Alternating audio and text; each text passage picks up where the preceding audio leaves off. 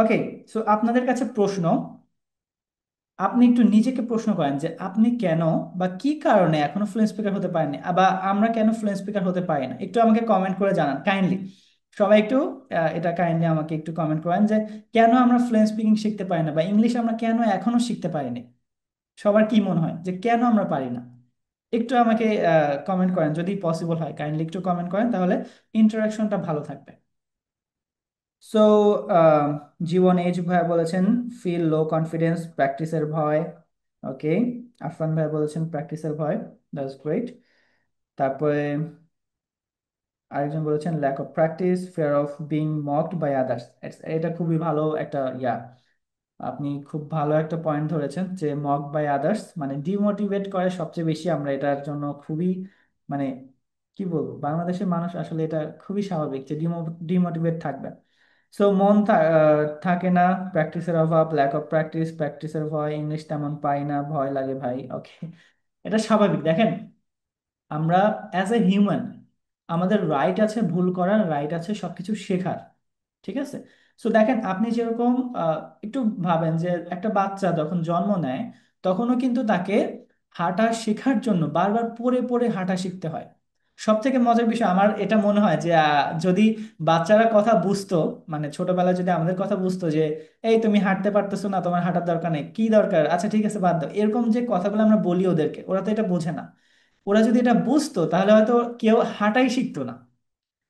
কারণ আমরা এতটা ডিমোটিভেট করতে পারি আসলে এটা খুবই ইফেক্টিভ একটা পয়েন্ট।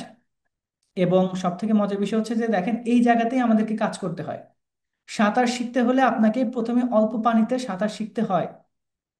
সেম, আপনি যদি ফ্লুয়েন্ট স্পিকিং শিখতে চান তাহলে আপনাকে অল্প অল্প করে প্র্যাকটিসের মাধ্যমে হচ্ছে ফ্লুয়েন্ট স্পিকিং শিখতে হবে, এবং ভুল করাটা এখানে একদম জায়েজ আপনার জন্য, মানে ফরজ একটা কাজ হচ্ছে ভুল করা। আপনার ভুল করার অধিকার আছে, বিং হিউম্যান, আপনি ভুল করবেন, আপনি ভুল করে শিখবেন। ভুল করলে কি জেল আদালত দেওয়ার কোনো মানে রায় আছে বা এরকম কোনো ল আছে? না। সো আপনার শতভাগ রাইট আছে, আপনি ভুল করবেন, ভুল করেই শিখবেন, নাথিং এলস। আপনার ভুল করার মানে কি বলে এটাকে, আপনার দরকার হলে খাতা কলমে একটা স্ট্যাম্প পেপার করে লিখে দেওয়া উচিত যে আপনার ভুল করার অধিকারটা আছে।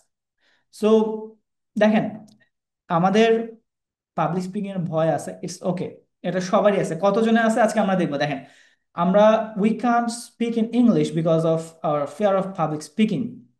আমরা সবার সামনে কথা বলতে ভয় পাই, ভুল করার যে ভয়টা আছে সেটা ভয় পাই।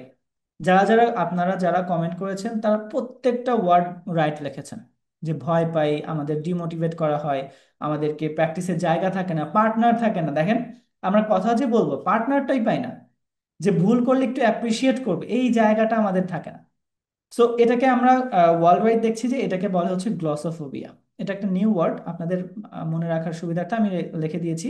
গ্লসোফোবিয়া হচ্ছে ফিয়ার অফ পাবলিক স্পিকিং। সব থেকে মজার বিষয় দেখেন, এখানে আমাদেরই যে শুধু গ্লসোফোবিয়া আছে এরকমটা না, পুরো বিশ্বের দেখেন, আমরা 64% of people in the USA, আমেরিকার মতো মানুষ, আমেরিকার মতো জায়গায় সবার দেখেন অলমোস্ট 64% অফ পিপলের গ্লসোফোবিয়া আছে, ফিয়ার অফ পাবলিক স্পিকিং। তারা পর্যন্ত মানে পাবলিকলি কথা বলতে ভয় পায়, ওয়ারাজ আমরা তো সেখানে ধারে কাছেও না, রাইট?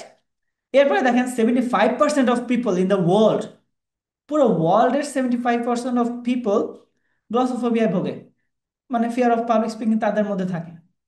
এবং বাংলাদেশে এটা 80%। আমার মনে হয় আরো ভালোভাবে দেখলে এটা আরো বেশি। 80% of people in Bangladesh have glossophobia. So এটা শুধু যে আপনার প্রবলেম বা আমার প্রবলেম বা আমাদের সারাউন্ডিংস এর প্রবলেম এরকমটা না, এটা ওয়ার্ল্ড ওয়াইড একটা বিগ ফ্যাক্ট। সো এটাকে কিভাবে ওভারকাম করতে হয়,